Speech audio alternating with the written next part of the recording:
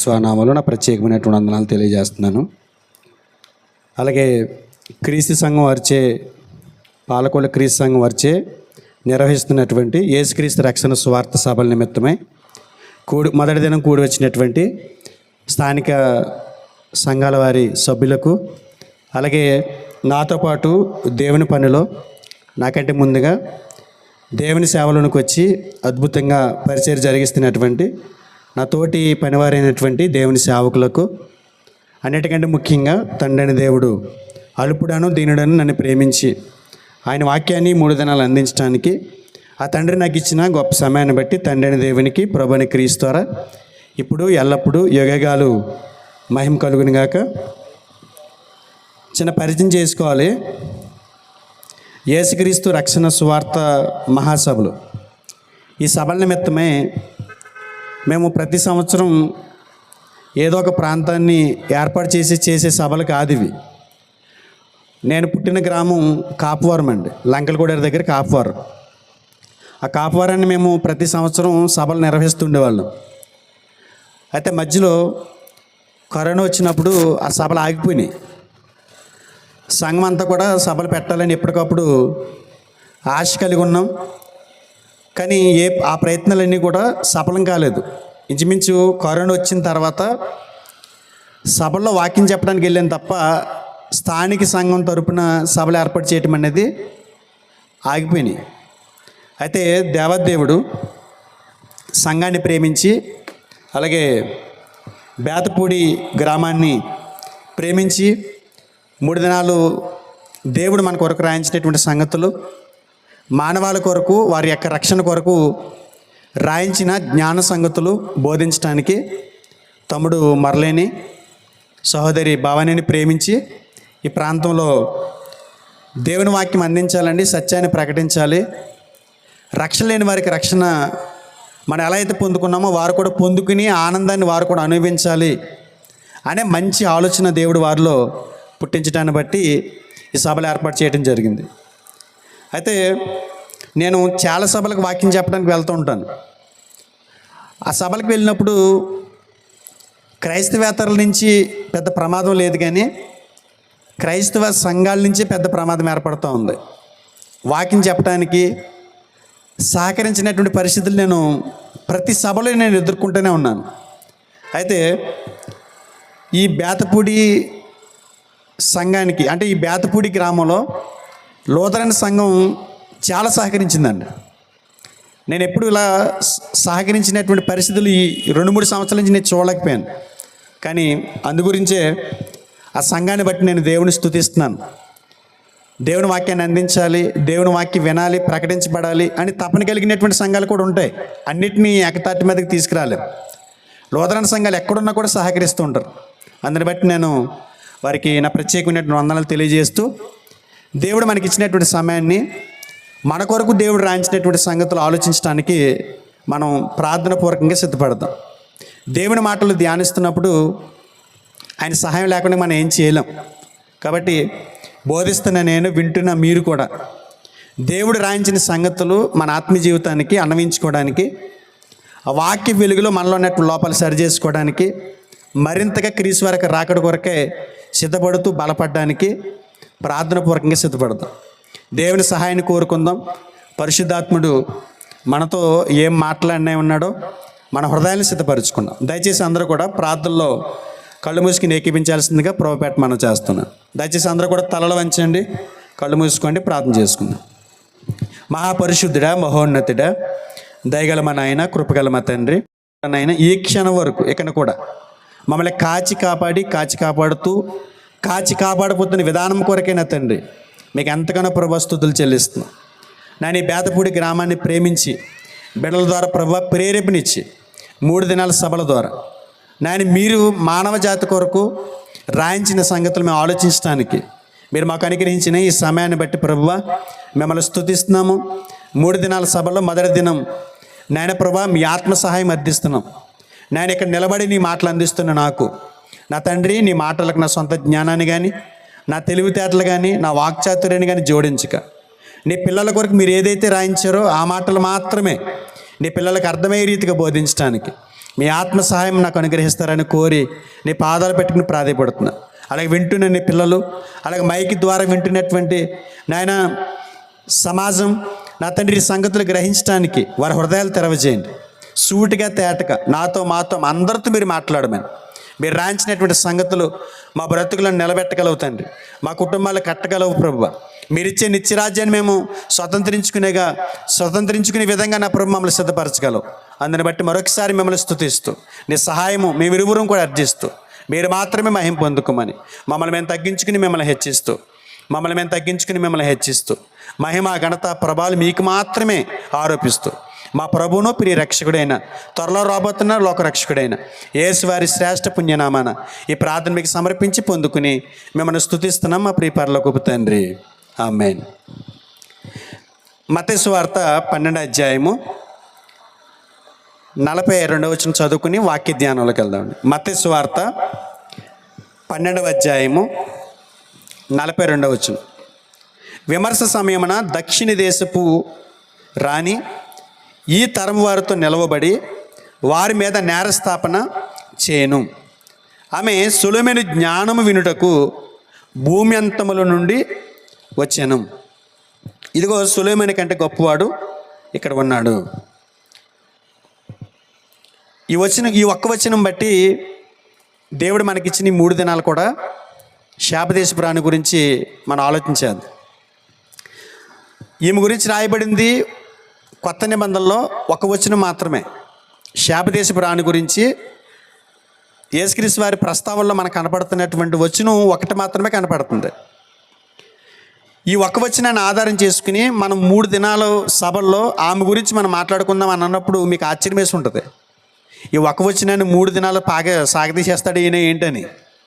కానీ ఈ భూమి మీద పుట్టుకొస్తున్న అనేక మంది మానవాళి నిజదేవుని తెలుసుకోలేనప్పుడు నిజదేవుణ్ణి ఎలా తెలుసుకోగలరో, నిజదేవుడి దగ్గరికి ఎలా రాగలరో, వచ్చిన వారు ఎలా ఆశీర్వదించబడతారో, వారు ఎలాంటి స్థితిలోనికి వారు నడిపించబడతారో అనే దానికి సంబంధించి ఆయా మెట్లు మనకి ఈ శాపదేశపు రాణి జీవిత గాథలు మనకు కనబడుతుంది. ఈ 42వ వచనం ఒక్కటే కాదు, ఆమెకి సంబంధించినటువంటి ఒక పారాగ్రాఫ్ కూడా మనకు కనిపిస్తుంది. దాని గురించి కూడా మనం ఆలోచించేద్దాం. ఇక్కడ యేసుప్రభు వారు ఒక ప్రాంతానికి సువార్తను ప్రకటిస్తూ ఆ ప్రాంతానికి వెళ్ళినప్పుడు యేసుక్రీస్తు వారిని ప్రశ్నిస్తూ, యేసుక్రీస్తు వారిని తక్కువ చేసి మాట్లాడుతూ, యేసుక్రీస్తు వారి గొప్పతనాన్ని తెలుసుకోక ఆయన మీద సటైరికల్గా మాట్లాడుతూ, ఆయన ఏదైనా తప్పు పట్టుకోవాలనేటువంటి ఒక ఆలోచనతో ఆయన జ్ఞానాన్ని విస్మరిస్తూ, ఆయన దైవత్వాన్ని కాదనుకుంటూ, ఆయన మా దగ్గరికి రావటమే మాకు ఇష్టం లేదు అన్నట్టుగా ఆలోచిస్తున్నటువంటి ప్రజలు ఉద్దేశించి యేసుప్రభు వారు ఆయనకంటే ముందు ఈ భూమి మీద 1000 సంవత్సరాల క్రితం జరిగినటువంటి ఒక చరిత్రను తీసుకొచ్చి ఆమె జీవితాన్ని వారికి పరిచయం చేస్తూ హెచ్చరికగా ఒక విషయాన్ని చెప్తున్న మాట అండి ఇది. ఈ సంగతిని మనం చాలా జాగ్రత్తగా ఆలోచించాలండి. ఈ 42వ వచనంలో అద్భుతమైనటువంటి సంగతులు ఉంటాయి. ఎవరికి వారు ప్రకటిస్తున్న నేను, వింటున్న మీరు చాలా జాగ్రత్తగా మన ఆత్మీయస్థితిని వాక్య వెలుగులో పరిశీలించాలి. ఇక్కడ 42వ వచనంలో యేసుప్రభు వారు మాట్లాడుతూ వారికి హెచ్చరికనిస్తూ, విమర్శ సమయమున దక్షిణ దేశపు రాణి ఈ తరం వారితో నిలవబడి వారి మీద నేరస్థాపన చేయును. విమర్శ సమయమున దక్షిణ దేశపు రాణి, విమర్శ సమయన అనేటువంటి ఒక విషయాన్ని మనం ఆలోచించేద్దాం. బైబిల్లో తీర్పుకి సంబంధించి తీర్పు అనే స్టేట్మెంట్ కాకుండా ఆ తీర్పుకి పర్యాయ పదంగా బైబిల్ విమర్శ సమయమున అనే ఒక పదాన్ని కూడా ఉపయోగించింది. విమర్శ సమయమున అని అనగానే ఏదో విమర్శించబడతారు అనే ఆలోచన కాదు. ఇక్కడ విమర్శ సమయన అంటే యేసుప్రభు వారు చెప్పేది ఏంటంటే తీర్పు దినం అనేది ఒకటి ఉంది. తీర్పు దినం అనేది మానవ లోకానికి ఉంది. ఆ తీర్పు దినాన ఇగో ఇప్పుడు నన్ను కాదనుకుంటున్నారు చూసారా, మీ మీద మీతో పాటు అక్కడ నిలబడినప్పుడు శాపదేశపు రాణి మీ మీద నేరం చూపిస్తుంది. అని యేసుప్రభు వారు మాట్లాడుతున్నారు. సాధారణంగా మనుషులు ఈ భూమి మీద ఎవరిష్టానుసారంగా వారు బ్రతుకుతూ ఉంటారండి. ఎవరిష్టానుసారంగా వారు బ్రతుకుతూ ఉంటారు. నేరాలు చేస్తూ బ్రతికి వాళ్ళు ఉన్నారు, ఘోరాలు చేస్తూ బ్రతికి వాళ్ళు ఉన్నారు, మంచిగా బతికి వాళ్ళు ఉన్నారు, సీదాగా బతికేసే వాళ్ళు కూడా ఉన్నారు. కానీ దుర్మార్గంగా బ్రతికే మనుషులకి అర్థం కానిటువంటి ఒక విషయం ఏంటంటే, నేను ఎవరికి లెక్క చెప్పక్కర్లేదు అనుకుని బ్రతుకుతూ ఉంటారు. నేను ఎవడో ప్రశ్నించేదని బ్రతుకుతూ ఉంటారు. ఎవరికి నేను భయపడాల్సిన అవసరం లేదు అని మెడ పైకెత్తుకుని బ్రతుకుతూ ఉంటారు. జబ్బలు చరుచుకుని బ్రతుకుతూ ఉంటారు. కానీ యేసుప్రభు ఏమంటున్నారంటే, ఆయన స్టేట్మెంట్లో శాపదేశపు రాని గూర్చినటువంటి ప్రస్తావన చేస్తూ ప్రపంచానికి, ఈ మానవ సమాజానికి భవిష్యత్తులో రాబోతున్నటువంటి ఒక విపత్కరమైనటువంటి పరిస్థితిని, ఒక భయంకరమైనటువంటి ఒక పరిస్థితి ఉందని చెప్తూ, అది తీర్పు దినం. ఆ తీర్పు దినాన మీరందరూ అక్కడికి వస్తారు అన్నట్టుగా యేసుప్రభు వారు మాట్లాడుతున్నట్టు కనపడుతుంది. మనం ముందుగా గమనించాల్సింది ఏంటంటే, విమర్శ సమయము అని అనగానే తీర్పు దినం అనేది ఉంది. ప్రతి మనిషి భూమి మీద బ్రతుకుతున్నప్పుడు ఈ విజ్ఞతతో బ్రతకాలి, ఈ ఆలోచనతోనే బ్రతకాలి. తీర్పు దినం అనేది లేకపోతే మాత్రం ఎలా బ్రతికినా పర్వాలేదు. కానీ యేసుప్రభు తన స్టేట్మెంట్లు ఇచ్చింది ఏంటంటే, విమర్శ దినం అనేది ఒకటి ఉంది, తీర్పు దినం అనేది ఒకటి ఉంది. దాని గురించి కొన్ని విషయాలు మనం ఆలోచించేద్దాము. ఒకసారి రోమాపత్రిక 14వ అధ్యాయము, రోమాపత్రిక 14వ అధ్యాయము 10వ వచనం ఒకసారి చూద్దాం. రోమాపత్రిక 14:10, 14వ అధ్యాయము 10వ వచనం. అయితే నీవు నీ సహోదరునికి తీర్పు తీర్చినేలా, నీ సహోదరుని నిరాకరింపనేలా, మనమందరము దేవుని న్యాయపీఠం ఎదుట నిలుతుము. మనమందరము దేవుని న్యాయపీఠం ఎదుట నిలుతుము. 12వ వచనం ఆఖరి నుంచి చదువుతున్నాను చూడండి. మనలో ప్రతివాడును తన గురించి దేవునికి లెక్క అప్పగింపవలెను. గ్రంథం ఏం చెబుతుందంటే, పౌలు గారి ద్వారా గ్రంథం ఏం చెబుతుందంటే, తీర్పుకి సంబంధించి ప్రతి వ్యక్తి తీర్పులోకి వస్తాడట. అంటే తీర్పు దినాన బోర్డులో నిలబడి ఒక ఆయనకి మనం సంజాయిషి ఇచ్చుకోవాల్సిన ఒక దినం ఉందంట.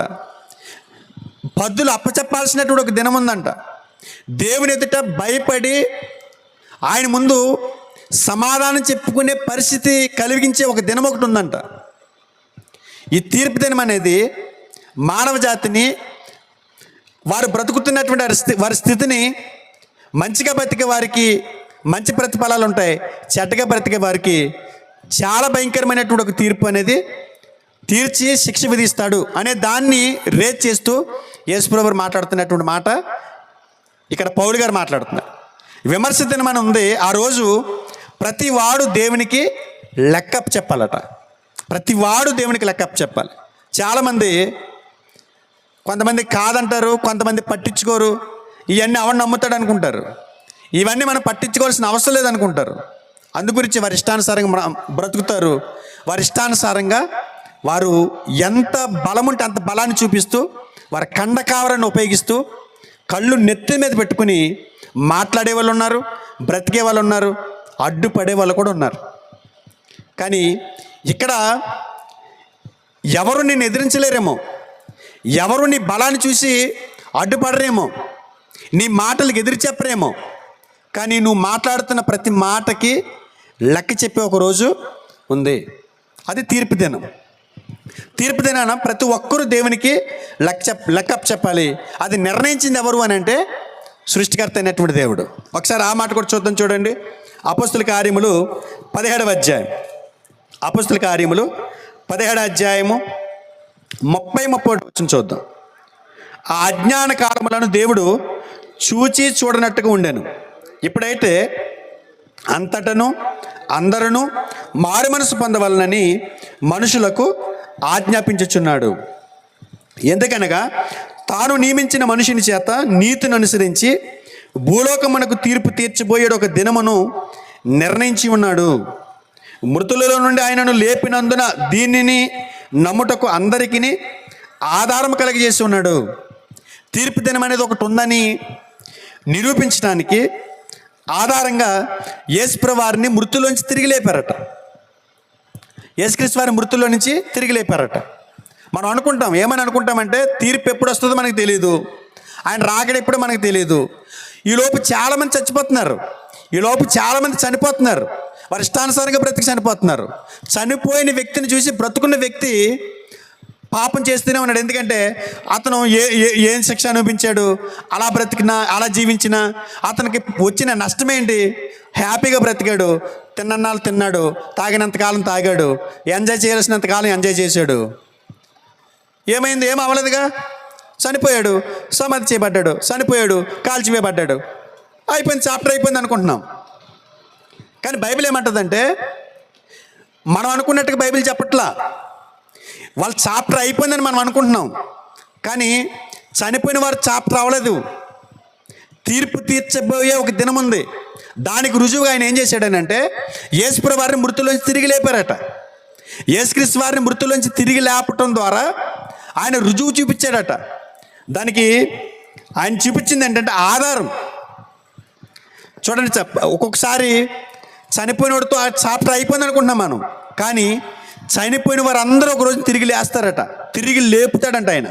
యేసుప్రభు వారిని ఎలా అయితే మృతులను తిరిగి లేపారో అలాగే ఈ లోకంలో ఇష్టానుసారంగా బ్రతుకుతున్నటువంటి మనుషులను కూడా తీర్పు తీర్చడానికి ఆయన సింహాసనం ఎదుట ఆ బోర్డు ముందు నిలబెట్టడానికి ఒక దినం యేసుక్రీస్తు వారి పునరుద్ధానాన్ని బట్టి డిసైడ్ చేశాడంట. యేసుక్రీస్తు వారు ఒకవేళ పునరుద్ధానుడు కాకపోతే కనుక తీర్పు దినం అనేది లేదని అనుకోవచ్చు, కానీ తీర్పు దినం ఉంది. దానికి ఆధారం ఏంటంటే 2000 సంవత్సరాల క్రితం యేసుక్రీస్తు వారు మృతుల్లో నుంచి తిరిగి లేపబడటమే. కనుక మనం ఆలోచించాల్సింది ఏంటంటే ఈ దేశపు రాణి గురించి ఇచ్చిన ఈ సమాచారంలో ఆయన మొట్టమొదటిగా మాట్లాడుతున్నది ఏంటంటే యేసుక్రీస్తు వారిని వద్దనుకుని ఆయన జ్ఞానాన్ని తృణీకరిస్తూ అక్కడ ఇష్టానుసారంగా బ్రతుకుతున్నటువంటి ప్రజలకి ఆయన అంటున్నాడు, ఇక్కడతో అయిపోయింది అనుకోకండి, తీర్పు దినం అనేది ఒకటి ఉంది. ఆ తీర్పు దినాన మీరందరూ అలా నిలబడినప్పుడు మీ మీద నేరస్థాపన చేస్తుంది. ఎవరో తెలుసా? శాపదేశపు రాణి. శాపదేశపు రాణి తీర్పు విమర్శ చేస్తుందంట, నిందిస్తుందంట, మనకు వ్యతిరేకంగా సాక్ష్యం చెప్తుందట. కారణం ఏంటి? అక్కడున్న ప్రజలకి ఎలాగైతే చెప్పిందో ఈరోజు ఈ కాలంలో ఉన్నటువంటి ప్రజలకు కూడా ఆమె నేరస్థాపన చేస్తుంది. రాబోయే కాలాల్లో కూడా యేసుప్రభు వచ్చేంత వరకు కూడా ప్రతి వ్యక్తి మీద నేరస్థాపన చేసే స్థితులు ఎవరు ఉన్నారు అని అంటే శాపదేశాన్ని నుంచి సొలొమోను జ్ఞానాన్ని తెలుసుకోవడానికి వచ్చినటువంటి ఆ రాణి. ఆ రాణి ఎలా తీర్పు తీరుస్తుంది? ఆ రాణి ఎలా మన మీద నేరస్థాపన చేస్తుంది? ఒకసారి ఆలోచన చేద్దాం. ఒకసారి మత్తయి సువార్త 12వ అధ్యాయము 42వ వచనంకి వెళ్దామండి. మత్తయి సువార్త 12వ అధ్యాయము 42వ వచనం. విమర్శ సమయమున దక్షిణ దేశపు రాణి ఈ తరము వారితో నిలవబడి వారి మీద నేరస్థాపన చేయును. ఆమె సొలొమోను జ్ఞానం వినుటకు భూమి అంతముల నుండి వచ్చాను. ఇదిగో సొలొమోను కంటే గొప్పవాడు ఇక్కడ ఉన్నాడు. యేసుప్రభు ఏం చెబుతున్నాడు అని అంటే సొలొమోను అనే ఆయన ఒక రాజు, సాధారణమైనటువంటి రాజు. ఆ రాజు జ్ఞానాన్ని తెలుసుకోవడానికి ఎక్కడి నుంచి వచ్చిందంట? భూమి అంతముల నుండి వచ్చిందంట ఆమె సొలొమోను గారి జ్ఞానాన్ని తెలుసుకోవడానికి. అక్కడ ఉన్నది ఎవరు? యేసుప్రభు వారు. అంటే యేసుప్రభు వారు ఏం చెప్తున్నారు అని అంటే సొలొమోను కంటే గొప్పవాడిని నేను ఇక్కడ ఉన్నాను. ఆఫ్టర్ ఆల్ ఒక మనిషి, తృణమాత్రుడు, ఈ లోకంలో ఒక గొప్ప జ్ఞాని అని పిలువబడుతున్నటువంటి వ్యక్తి కోసం శాపదేశపు రాణి ఎక్కడి నుంచి వచ్చింది? భూమి అంతాల నుండి. ఈ చరిత్ర ఎక్కడుందో చూద్దాం. ఈ చరిత్రలో ఒక్కొక్క వచనాన్ని మనం పరిశీలన చేద్దాం. ఆమె మన మీద ఎలా నేరస్థాపన చేస్తుంది, ఎలా మన మీద విమర్శ చేస్తుంది. ఈరోజు చాలామందికి అర్థం కాని విషయం ఏంటంటే యేసుప్రభు వారి గురించి ప్రకటించబడుతున్న యేసుప్రభు వారిని వద్దనుకుంటూ యేసుప్రభు వారిని ప్రకటించొద్దంటూ అడ్డుపడుతున్నటువంటి ప్రజలకు కూడా ఇదొక హెచ్చరిక. ఎందుకంటే నేరస్థాపన మన మీద కాదు, ఎవరైతే దేశాన్ని పరిపాలిస్తున్నారో, ఎవరైతే రాజ్యాలకి అధ్యక్షులుగా ఉన్నారో, ఎవరైతే ఈ లోకంలో దేవుని వద్దనుకుని బ్రతుకుతున్నారో వాళ్ళందరికీ కూడా హెచ్చరిక ఇది. ఎందుకంటే వాళ్ళందరినీ తీర్పు తీర్చే రోజున విమర్శ చేసేది ఆమె. ఎందుకనంటే ఆమె రానై ఉండి ఒక తృణమాత్రుడైనటువంటి రాజు దగ్గరికి అంత దూరం నుంచి రాగలిగినప్పుడు నన్ను తెలుసుకోవడానికి మీకు ఎందుకు ఇష్టం లేదని అడుగుతున్నాడు ఆయన. ఆ రోజు సొలొమోను జ్ఞానాన్ని తెలుసుకోవడానికి వచ్చినటువంటి ఆ స్త్రీని అలా నిలబెడతాడట. ఈ పక్కన దేశ అధ్యక్షుని నిలబెడతాడంట, నిలబెట్టి చూపిస్తాడంట. నన్ను ఎందుకు నమ్మలేదు అని చూపించినప్పుడు శాపదేశపురాన్ని చూపిస్తాడంట. అంటే రాజులకే దిక్కులేదు, దేశ అధ్యక్షులకే దిక్కులేదు. ఎందుకంటే అలాంటి పరిస్థితి ఒకటి రాబోతుంది. ఒకసారి రాజులు మొదటి గ్రంథం 10వ అధ్యాయం, ఆమె చరిత్ర గురించి పూర్తిగా రాయబడినటువంటి అధ్యాయం ఏదంటే రాజుల మొదటి గ్రంథము 10వ అధ్యాయము మొదటి నుండి 13వ వచనం వరకు ఆమె చరిత్ర మనకు కనపడుతుందండి. రాజుల మొదటి గ్రంథము 10వ అధ్యాయము మొదటి నుండి 13వ వచనం. మొదటి వచనం చూద్దామండి. వీళ్ళకి వాక్యం చదివి వాళ్ళకి ఎవరికైనా మైక్ ఇవ్వాల్సింది.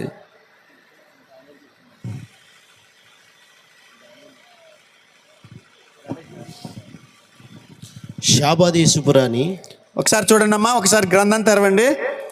రాజుల మొదటి గ్రంథం 10వ అధ్యాయము మొదటి వచనం. శాపదేశపురాణి యెహోవా నామమును గూర్చి సొలొమోనుకు కలిగిన కీర్తిని గురించి విని కోడార్థము గల మాటల చేత అతనిని శోధించుటకు వచ్చాను. జాగ్రత్తగా చూద్దాం.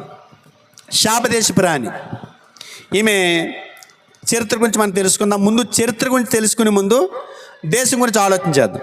శాపదేశం ఇది ప్రస్తుతం ఈ భూగోళం మీద దక్షిణ అరేబియా యెరూషలేముకి ఆగ్నేయ దిశగా 1200 మైళ్ళ దూరంలో ఈ శాపదేశం ఉందండి. ఇప్పటికి ప్రజెంట్ ఏమని పిలువబడుతుందంటే ఐథియోపియా అని పిలువబడుతుంది. ఈ భూమి మీద ఐథియోపియా అని పిలువబడుతున్నటువంటి ప్రాంతమే ఆ రోజు శాప. యెరూషలేముకి 1200 మైళ్ళు యెరూషలేము నుంచి శాపకి వెళ్ళాలంటే. అంటే ఆమె ఎక్కడి నుంచి వచ్చినట్టు ఇప్పుడు 1200 మైళ్ళు సొలొమోను గారి గురించి వచ్చింది. జాగ్రత్తగా చూడండి. శాపదేశపురాణి యెహోవా నామమును గూర్చి సొలొమోనుకు కలిగిన కీర్తిని గూర్చి విని ఎంత దూరం ప్రయాణం చేసిందండి? 1200 మైళ్ళు. 1200 మైళ్ళు అంటే ఇంచుమించు 1800 కిలోమీటర్లు అండి. 1800 కిలోమీటర్లు అంటే రోజుకి మనిషి సాధారణంగా 11 కిలోమీటర్లు నడవగలడంట. ఒక ఆరోగ్యవంతుడైన మనిషి పూర్తిగా వదిలేస్తే ప్రయాణం చేస్తే 11 కిలోమీటర్లు రోజుకి నడవగలరంట. 11 నుంచి 13 ఈ మధ్యలో నడవగలరంట. ఆ రకంగా లెక్క పెట్టుకుంటే శాపదేశం నుంచి యెరూషలేము రావడానికి 4 నెలలు పట్టింది. సొలొమోను గారి గురించి ఆయన కీర్తి గురించి విని ప్రయాణం చేసిందంట ఆమె. అంటే సొలొమోను ఎలాంటోడో చూద్దాం. సొలొమోను ఏ స్థితిలో ఉన్నాడో, ఆయనకు కలిగినటువంటి కీర్తి ఏంటో, ఆయన గొప్పతనం ఏంటో, ఆయన జ్ఞానం ఏంటో మనం ఆలోచించేద్దాం. కేవలం ఒక మనిషి జ్ఞానాన్ని వినడానికి, ఒక మనిషి జ్ఞానాన్ని తెలుసుకోవడానికి 1200 మైళ్ళు అంటే ఇంచుమించు 4 నెలల ప్రయాణాన్ని ఆమె వెచ్చించిందంటే ఇది ఖచ్చితంగా మన మీద విమర్శ చేయడానికి ఇది ఒక ఆధారంగా తీసుకుంటాడు దేవుడు. ఇక మనం ముందుకెళ్తే ఆమె శాపదేశానికి పురుషులు పరిపాలన చేయరంటండి. శాపదేశానికి స్త్రీలే పరిపాలన చేస్తారంట. స్త్రీలే రాణులుగా నిలబడతారట అక్కడ. ఈమె 60వ రాణి. శాపదేశానికి 60వ రాణి అంటే అంతకు మునుపు ఈమె కంటే ముందు 59 మంది రాణులుగా పరిపాలించారు ఆ దేశాన్ని. ఈమె 60వ రాణి శాపదేశానికి. ఈమె బహు సంపన్నురాలు. ఐథియోపియా దేశాన్ని అద్భుతంగా పరిపాలించినటువంటి రాణుల్లో ఈమె ఒకటి. అలాంటి ఆమె సొలొమోను గారి గురించి చిన్నదంట, ఆయన కీర్తిని గురించి చిన్నదంట. సొలొమోను గురించి క్రైస్తవులైనటువంటి వరకు కొంతమందికి కూడా తెలియదండి. సొలొమోను గురించి మనం దైవ గ్రంథాన్ని మనం చేత పట్టుకుంటాం కానీ ఆయన గురించి పూర్తి అవగాహన మనకి తెలియదు. కానీ ఆయన జ్ఞానం గురించి, ఆయన కీర్తిని గురించి, ఆయన కలిగి ఉన్నటువంటి సంపద గురించి బైబిల్ చాలా అద్భుతంగా స్టేట్మెంట్లు ఇచ్చింది. ఆయన కేవలం సాధారణమైనటువంటి మనుషుడు. ఆయనకి కీర్తి కలిగిందంట, ఆయనకి సంపద ఉందంట, ఆయనకి జ్ఞానం ఉందంట. ఆ జ్ఞానం ఆమె కనబడి పరిశోధించడానికి, ప్రశ్నలు అడగటానికి అంత దూరం ప్రయాణం చేసి వచ్చిందంట. సొలొమోను గురించి కూడా ఒకసారి ఆలోచన చేస్తే 4 అధ్యాయాలు ఉంటుంది చూడండి. 4 అధ్యాయము, అదే రాజుల గ్రంథం 4 అధ్యాయము 30 వచనం నుంచి చూద్దాం, 29 కూడా చూద్దాం. దేవుడు జ్ఞానమును బుద్ధిని వర్ణింప సఖ్యమ కాని వివేకము గల మనసును సొలొమోనుకు దయచేశాను గనుక సొలొమోనుకు కలిగిన జ్ఞానము తూర్పు దేశస్థుల జ్ఞానము కంటేను ఐగుప్తీయుల జ్ఞానము కంటేను అధికమై ఉండేది. ఒకసారి దేవుడు జ్ఞానమును బుద్ధిని వర్ణింప సఖ్యము కాని వివేకము గల మనసును సొలొమోనుకు దయచేశాను గనుక సొలొమోనుకు కలిగిన జ్ఞానము తూర్పు దేశస్థుల జ్ఞానము కంటేను ఐగుప్తీయుల జ్ఞానము కంటేను అధికమై ఉండెను. ఆయన జ్ఞానం గురించి మాట్లాడుతూ ఆయనకి దేవుడు ఇచ్చిన జ్ఞానం వర్ణింప సఖ్యము కానీ బుద్ధి వివేకము అలాంటి మనసు సొలొమోను గారికి ఇచ్చాడు దేవుడు.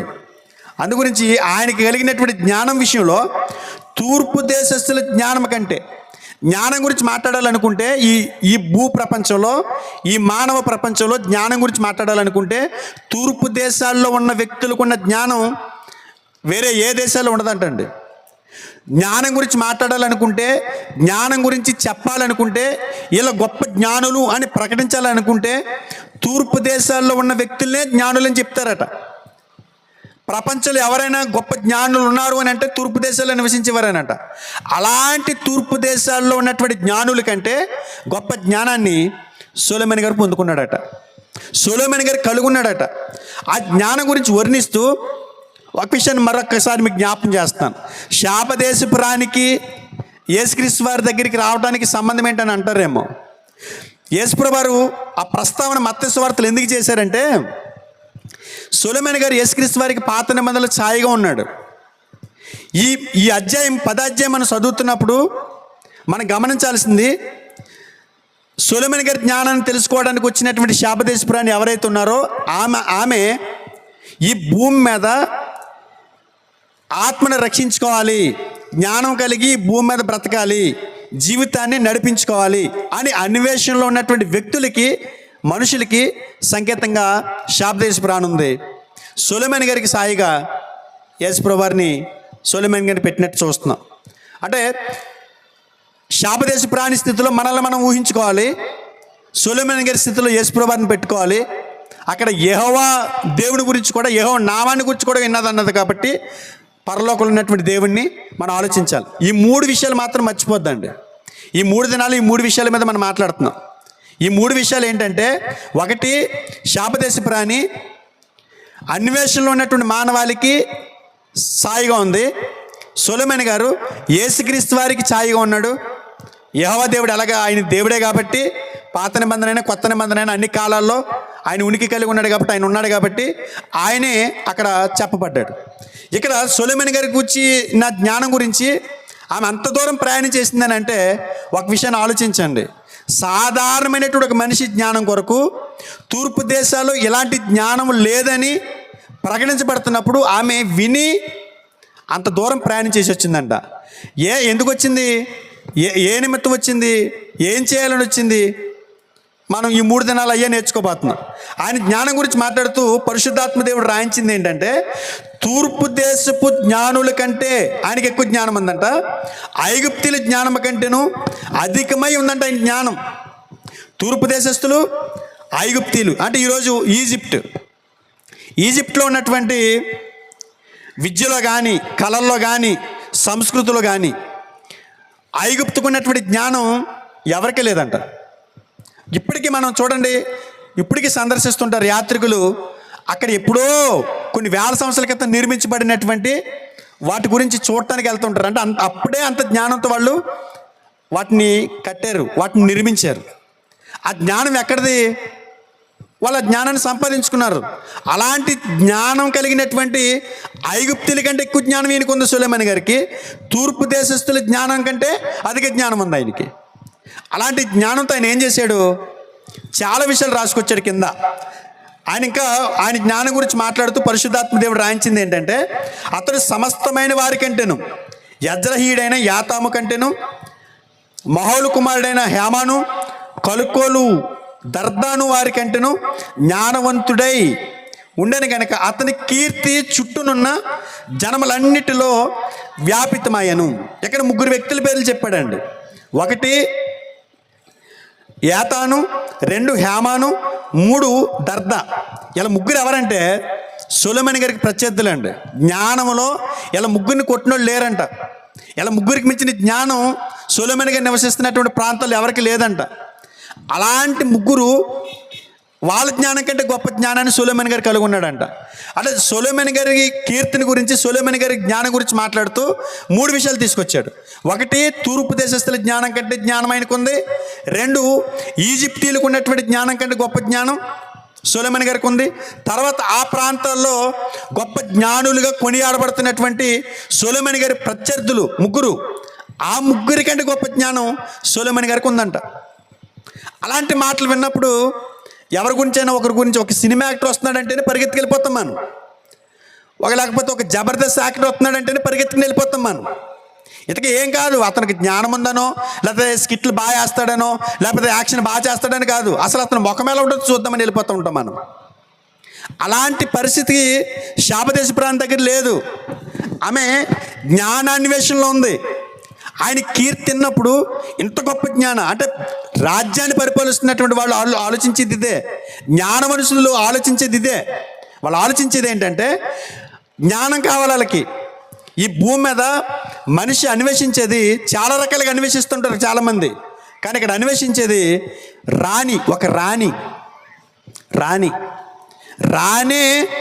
మరొక రాజు గురించి రాగలిగిందంటే సొలొమోను గారు ఏ స్థాయిలో జ్ఞానాన్ని సంపాదించుకున్నాడో మనం ఆలోచించాలి. సొలొమోను గారి జ్ఞానం గురించి మనం మాట్లాడాలంటే ఆయన పరిశుద్ధాత్మ దేవుడు ఆయన గురించి రాయించిన సంగతులు అద్భుతంగా ఉంటాయండి. కింద చూద్దాం. ఆయన జ్ఞానం గురించి మాట్లాడుతూ ఏ విషయాలు ఆయన జ్ఞానం కలిగి ఉన్నాడో చెప్పాడు చూడండి. 32వ వచనం. అతను 3000 సామెతలు చెప్పిన 1005 కీర్తనలు రచించాను. మరియు లెబానోనులో ఉండు దేవదారు వృక్షమునే గాని, గోడలో నుండి మొలుచు హిస్సోపు మొక్కనే గాని, చెట్లన్నిటిని గూర్చి అతడు రాసెను. చూడండి, హిస్సోపు మొక్కను మొదలుకొని చూడండి, మనకి రావి చెట్టు మొక్కలు వస్తుంది గోడలోంచి, అలాంటి మొక్క అనమాట హిస్సోపు మొక్క. అంటే అక్కడ ఇజ్రాయెల్ దేశంలో గోడలోంచి మొలిచేటువంటి హిస్సోపు మొక్క మొదలుకొని దేవదారు చెట్టు, అంటే భూమి మీద అత్యంత ఎత్తైన చెట్టు, ఇంచుమించు 2000 అడుగులు ఎత్తు పెరుగుతుందండి దేవదారు వృక్షం. 2000 అడుగులు ఎత్తుతుంది. ఆ మొక్కలకు ఉన్నటువంటి జ్ఞానాన్ని కూడా చెప్పాడంటండి ఆయన. చిన్న మొక్క మొదలుకొని పెద్ద మొక్క వరకు ఆయన అద్భుతమైన సంగతులు చెప్పి రాశాడంటండి చెట్లకి సంబంధించి. మరలా మృగాలు, పక్షులు, ప్రాకు జంతువులు, జలచరములని వాటన్నిటినీ గూర్చి అతడు రాసెను. అతని జ్ఞానపు మాటలు తెలుసుకున్నట్టుకై అతని జ్ఞానమును గూర్చి వినిన భూపతులందరిలో నుండి, జనులందరిలో నుండి మనుషులు సొలొమోను వద్దకు వచ్చిరి. ఆ చుట్టుపక్కల ప్రాంతాల్లో విని వచ్చారంటే అది ఒక పర్వాలా. ఆయన నివసిస్తున్నటువంటి ఆ దేశంలోనే ఒక ప్రాంతం నుంచి మరొక ప్రాంతానికి వచ్చారంటే పర్వాలేదు. వేరే దేశాన్ని పరిపాలిస్తున్నటువంటి రాణి మరొక రాజు దగ్గరికి అతని కీర్తిని, అతని జ్ఞానాన్ని తెలుసుకోవాలని అంత దూరం ప్రయాణం చేసి వచ్చిందంటే ఆ విషయాన్ని అక్కడ ప్రస్తావన చేస్తున్నాడు. ఎందుకంటే ఒక మనిషి కదా. మనం ఇందాక 29వ వచనంలో ఒక మాట చదివాం. ఏంటా మాట? దేవుడు జ్ఞానమును బుద్ధిని వర్ణింప సఖ్యము కాని, నేను చదువుతాను తమ్ముడు, బుద్ధిని వర్ణింప సఖ్యము కాని వివేకము గల మనసును సొలొమోనుకు దయచేశాను. మీరు జాగ్రత్తగా ఆలోచించండి. ఇంతవరకు సొలొమోను గారి గురించి ఇంత గొప్పగా చెప్పుకున్నాం కదా మనం. ఆయన తూర్పు దేశాల్లో ఉన్న జ్ఞానుల కంటే, ఐగుప్తులో ఉన్నటువంటి జ్ఞానుల కంటే గొప్ప జ్ఞాని. ఆ ప్రాంతాల్లోనే ఆయన ప్రత్యర్థులు ఎంత జ్ఞానంతో కొనియాడబడుతున్నారు, వాళ్ళ మీద కూడా గొప్ప జ్ఞాని. ఇలాంటి గొప్ప జ్ఞానం సొలొమోను గారికి ఉంది. ఆయన చిన్న మొక్క గురించి మాట్లాడగలడు, ఆ మొక్క దాని గురించి చరిత్ర చెప్పగలడు, పెద్ద మొక్కకు చరిత్ర చెప్పగలడు. అంత జ్ఞానం ఆయనకి క్రోడీకరించబడి ఉంది, అంత జ్ఞానంతో నింపబడ్డాడు అని ఇవన్నీ చెప్పుకుంటున్నాం. మొక్కల గురించి చెప్పగలడు, మృగాల గురించి చెప్పగలడు, చీమల గురించి చెప్పగలడు. అందు గురించి మీకు సామెతల గ్రంథంలో మనకు కనపడుతుంది. సోమరి చీమల దగ్గరికి వెళ్ళి జ్ఞానం తెచ్చుకొని, అంటే చీమల గురించి కూడా చెప్పాడంట ఆయన. చీమ వాటి నడతలు కనిపెట్టు అన్నాడు.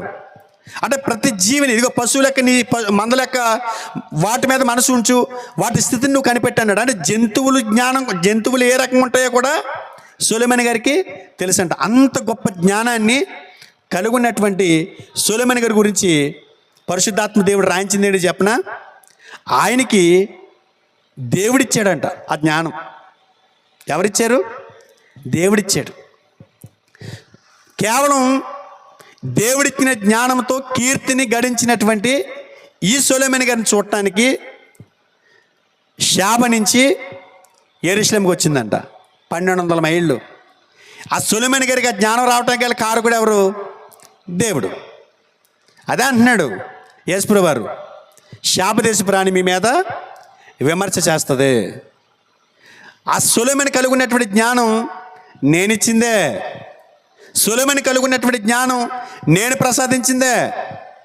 నేనిచ్చిన జ్ఞానాన్ని ఆయన ఉపయోగిస్తే ఆ జ్ఞానాన్ని విని 1200 మైళ్ళ నుంచి మించు 4 నెలల ప్రయాణం చేసినటువంటి శాపదేశపు రాణి మీ మీద నేరస్థాపన చేస్తుంది. ఎందుకో తెలుసా? సొలొమోను కంటే గొప్పవాడు నేను. సొలొమోను కంటే గొప్పవాడిని నేను మీ మధ్యకు వచ్చాను. మీ మధ్యన స్వార్థ ప్రకటిస్తున్నాను. మీ మధ్య నన్ను నమ్మమని కోరుతున్నాను. మీ మధ్యన తండ్రిని గురించి ప్రకటిస్తున్నాను. కానీ నన్ను మీరు ఏం చేస్తున్నారు? తృణీకరిస్తున్నారు. ఎక్కడి నుంచో ఒక ప్రాంతం నుంచి మరొక ప్రాంతానికి వెళ్ళటం అంటే కష్టం అది. కానీ నేనే మీ మధ్యకు వచ్చాను. కానీ మీరు ఏం చేశారు? నన్ను కాదనుకుంటున్నారు, నన్ను రిజెక్ట్ చేస్తున్నారు, తృణీకరిస్తున్నారు. నా మాటలు వినడానికి మీరు ముందుకు రావట్లా.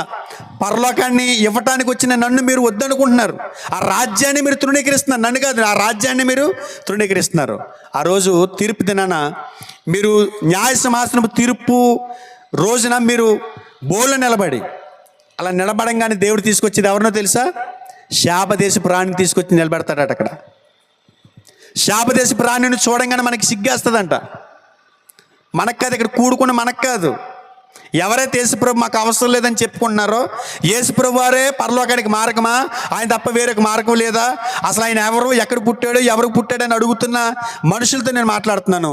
ఆ రోజుని ఖచ్చితంగా రాజు అని లేదు, చక్రవర్తి అని లేదు, ధనవంతుడని లేదు, పామరుడని లేదు. ప్రతి ఒక్కరిని నిలబెట్టి దేవుడు సమాధానం అడుగుతాడండి. శాపదేశపు రాణిని చూపిస్తాడంతే. ఆ బోర్డులో ఆవిడ నుంచి ఉంటుంది, ఈ బోర్డులో దేశాధినేత నుంచి ఉంటాడు. అడుగుతాడు, ఎందుకు నువ్వు నన్ను నమ్మలేదని అడుగుతాడు. ఎందుకు యేసుక్రీస్తు వారిని అంగీకరించలేదని అడుగుతాడు. కేవలం చిన్న జ్ఞానం కోసం అంత దూరం వచ్చింది ఆవిడ. భూ దిగంతముల నుండి, భూమి అడుగు భాగం నుంచి వచ్చింది అన్నట్టుగా చెప్తున్నాడు. కానీ యేసుక్రీస్తు వారు భూ దిగంతాల నుంచి కాదు వచ్చింది, పరలోకాన్ని వదిలొచ్చాడు. కేవలం 1200 మైళ్ళు వచ్చిందని చెప్పి మనం అనుకుంటున్నాం. 1200 మైళ్ళు ఆమె. కానీ కొలవటానికి కూడా కొలత లేనంత దూరం నుంచి యేసుప్రభు వారు మానవాళి కోసం వచ్చాడండి ఈ భూమి మీదకి. కొలవటానికి కూడా కొలతలు లేవు. ఎందుకంటే ఏమని కొలుస్తాం? అంతరిక్షంలో ఖగోళంలోకి వెళ్తేనే కొలవలేం. సూర్యుడి నుంచి చంద్రుడి దగ్గరికి ఎంత దూరం ఉందో కొనలేం. భూమి దగ్గర నుంచి సూర్యుడి దగ్గరికి ఎంత దూరం ఉందో కొనలేం. కొలవటానికి మా దగ్గర మీటర్లు లేవు, కొలవటానికి మా దగ్గర కొలబద్దలు లేవు. అంత దూరం. అలాంటి అంతరిక్షాన్ని దాటి పరలోకంలో ఉన్నటువంటి దేవుడు ఆ లోకాన్ని వదిలి మానవ శరీరం ధరించుకుని ఈ భూమి మీదకి వచ్చినప్పుడు, ఈ భూమి మీదకి వచ్చి నన్ను నమ్మండి నేనే మార్గమని ప్రకటిస్తుంటే ఆయన వద్దనుకుని ఇష్టానుసారంగా, ఒకవేళ వద్దనుకుంటూ వద్దు అనుకున్నారు, వచ్చేవాళ్ళని కూడా ప్రకటించకుండా అడ్డుపడుతూ, అవహేళన చేస్తూ, దూషిస్తూ, తోలనాడుతూ, కొడుతూ, గాయపరుస్తూ, చంపుతూ యేసుక్రీస్తు వారు మాకు వద్దనుకుంటున్నారు. అలాంటి పరిస్థితి కనపడుతుందండి. తీర్పు దినాన్ని ఖచ్చితంగా తీర్పు దినం అనేది ఒకటి ఉందండి. ఎందుకంటే ఈ భూమి మీద పోలీస్ స్టేషన్లు నిన్ను ఏం చేయలేవేమో, ఈ భూమి మీద నువ్వు న్యాయస్థానాల నుంచి నువ్వు తప్పించుకోగలవేమో, కానీ దేవుని న్యాయస్థానం ముందు నువ్వు తప్పించుకోలేవు. ఎందుకంటే అక్కడ ఉండేది ఆయనే, తీర్పు తీర్చేది ఆయనే. విమర్శ దినమున నా ఎదుట మీరు నుంచుంటారు. నించున్నప్పుడు నా ఎదుట మీ మీద నేరస్థాపన చేసేది ఎవరో తెలుసా? శాపదేశపు రాణి. ఏమంటది శాపదేశపు రాణి? సొలొమోను కాలంలో నేను పుట్టాను, యేసుప్రభు వారి కాలంలో పుట్టుంటే నేను ఇంకా ఆయన ఎక్కడైతే నివాసం చేస్తున్నాడో అక్కడే నేను వచ్చేసి రాజీనామా చేసేసి ఆ పదవిని వదిలేసి ఆ దేశాన్ని వదిలేసి ఆయనతో పాటు సేవలు తిరుగుతుందని చెప్తున్నావు అంటది. ఎందుకంటే సొలొమోను గారి కాలంలో యేసుప్రభువు వారు పరిచయం అవ్వలేదు కాబట్టి, ఆయన ఇంకా పరలోకాన్ని విడిచిపెట్టి భూమి మీదకి రాలేదు కాబట్టి సొలొమోను గారి దగ్గరికి వచ్చి ఆమె జ్ఞానం తెలుసుకోవడానికి వచ్చింది. కానీ యేసుప్రభువు వారి కాలంలో పుట్టుంటే యేసుప్రభువు వారి దగ్గర ఆమె చెప్తుంది ఏంటంటే, మీ కాలంలో నేను పుట్టుంటే ఖచ్చితంగా నేను ఇదే పని చేద్దునని. కానీ యేసుప్రభువు వారు ఈ భూమి మీద 33.5 సంవత్సరాల జీవితంలో ఆ పరిసరాల్లో ఆయన సమకాలికులు యేసుప్రభువు వారిని రిజెక్ట్ చేశారండి. వద్దనుకున్నారు, ఆయన్ని మాకు అవసరం లేదనుకున్నారు. అందుగురించే ఆయన బాధను వ్యక్తం చేస్తూ వారికి హెచ్చరికనిస్తూ, అలాంటి గొప్ప భాగ్యాన్ని మీరు పోగొట్టుకోకండి. శాపదేశ ప్రాణి ఒక సాధారణమైనటువంటి మనిషి జ్ఞానం కోసం అంత ప్రయాసపడింది. ఆమె ఏం చేసిందండి? విన్నది 10వ అధ్యాయం మొదటి వచనం ఒకసారి చూద్దామా. శాపదేశ ప్రాణి యెహోవా నామమును గూర్చియు సొలొమోనుకు కలిగిన కీర్తిని గూర్చి విని ఏం కనబడుతుందండి? విని ఏమన్నదండి? ఆయన ఖ్యాతి, ఆయన సంపద, ఆయన సంపన్నత ఎలా ఉన్నదంటారు? చూడండి, ఎలా ఉన్నదంటారు? 1200 మైళ్ళ అవతల ఉన్నటువంటి వేరే దేశపు రాణి ఎలా ఉన్నదంటారు? ఆ సమాచారం ఎవరు పట్టుకెళ్ళారంటారు? ఈ మాట వింటున్నప్పుడు, ఈ పదం చదువుతున్నప్పుడు మనకు ఒక ఐడియా రావాలి. అంటే వింటే మారతారా? చెవిలో పడితే ఆలోచన పుడుతుందా? చెవిలో పడితే రావాలని ఆశ పుడుతుందా? పుడుతుందనే కదా అర్థం. ఒక రాణి విని బయలుదేరిందంటే అర్థం ఏంటి?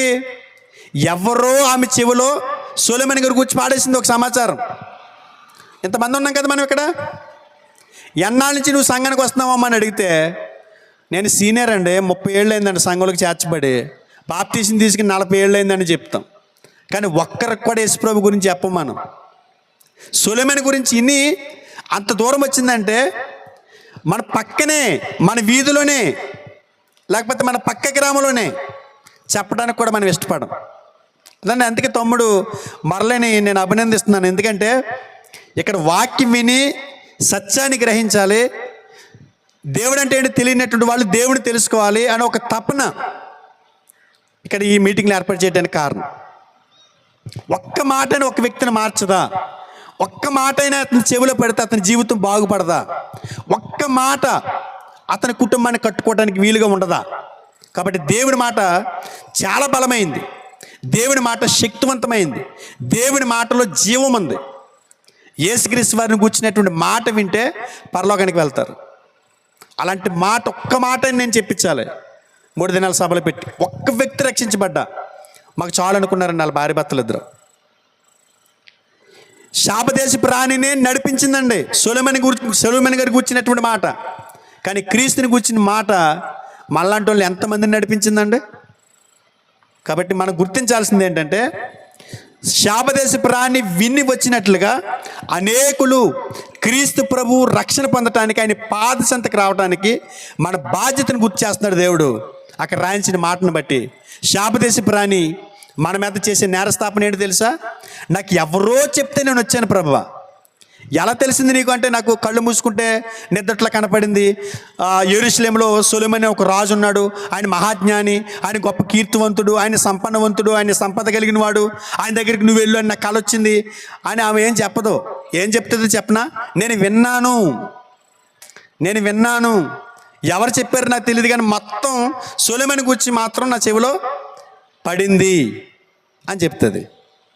అప్పుడు మన మీద విమర్శ ఏంటంటే, మనం విని రక్షణ పొంది భక్తిగా బతికేస్తే చాలు అనుకుంటున్నాం. మన బాధ్యతను విస్మరిస్తున్నాం. ప్రభు బలలో మనకు రొట్టె పూజిస్తున్నప్పుడు సేవకుడు మాట్లాడతాడు. కొరింథీ మొదటి పత్రిక 11వ అధ్యాయంలో ఏం మాట్లాడతాడు? నన్ను జ్ఞాపకం చేసుకునేటకు ఇది చేయండి అని చెప్పి ఒక మాట అంటాడు సేవకుడు. అక్కడ పౌలు గారు మాట్లాడింది ఏ మాట? అది యేసుక్రీస్తు వారి మరణాన్ని ప్రచురించడం అంటే సువార్తని చెప్పాలి, సువార్తని వెదజల్లాలి. ఆ బాధ్యత మన మీద ఉంది. శాపదేశ ప్రాణి లాంటి దాన్ని మార్చగలిగినటువంటి సొలొమోను గారికి వచ్చినటువంటి జ్ఞానం సొలొమోను గారికి జ్ఞానం ఇచ్చినటువంటి బుద్ధి జ్ఞానములు సర్వసంపదలు నా యందు గుప్తమై ఉన్నాయని చెప్పిన యేసుక్రీస్తు వారి గురించి చెప్తే ఎందుకు మారతారండి. స్వార్థ ప్రకటిస్తుంటే ప్రకటిస్తే ప్రకటించద్దు అని వాళ్ళు ఎక్కువైపోయారు. అసలు ప్రకటించడం మాకెందుకు వచ్చిందానికి నువ్వు ఒక వరకు మాకెందుకులేండి సిగ్గు అండి. కొంతమందికి సిగ్గు యేసుప్రభు వారి గురించి చెప్పడానికి, కొంతమందికి అంటే సంఘంలోకి చేర్చబడతారు కానీ దేవుడి మాటలు వినరాళ్ళు, అందుకే వాళ్ళు చెప్పలేరు. మాకెందుకులేని బాధ్యతని మర్చిపోయేవాళ్ళు కొంతమంది. కానీ ఈ భూమి మీద ఉన్న మానవ జాతిని రక్షించడానికి దేవుడు వాడుకున్నటువంటి ఏకైక సాధనం ఏంటి చెప్పనా? సువార్త మనిషి చెవిలో పడాలండి. సువార్త మనిషి చెవిలో పడాలి. శాపదేశపు రాణి గురించి అదే రాయించాడు పరిశుద్ధాత్ముడు. ఏమని రాయించాడు? శాపదేశపు రాణి యెహోవా నామమును గూర్చి సొలొమోనుకు కలిగిన కీర్తిని గూర్చి విని, ఆమె విన్నదండి. ఆమె విన్నది. చాలామందికి వినరు, వినే బుద్ధి ఉండదు వాళ్ళకి. మన మాట వినరాళ్ళు, వాళ్ళ మాట్లాడుతుంటారు, వినడానికి చెవివ్వరు. అంటే రాణి ఎవరో చెప్తే వచ్చేసిందంటే ఎలా వచ్చేసింది అంటారు? అంటే ఆమె అందరి మాట వింటది. వినగలిగే బుద్ధి, వినగలిగే మనసు ఆమెకుంది. అందుగురించే సోమేలు గారు మాట్లాడతాడు ఇజ్రాయేల్ ప్రజలతో. ఏంటంటే వెండి బంగారాల కంటే పొట్టేళ్ళకు అర్పించట కంటే మాట వినుటే శ్రేష్టం అంటాడు. వినటంలో ఉన్న ఆశీర్వాదం ఏంటి తెలుసా? నీ కుటుంబం రక్షించబడుతుంది.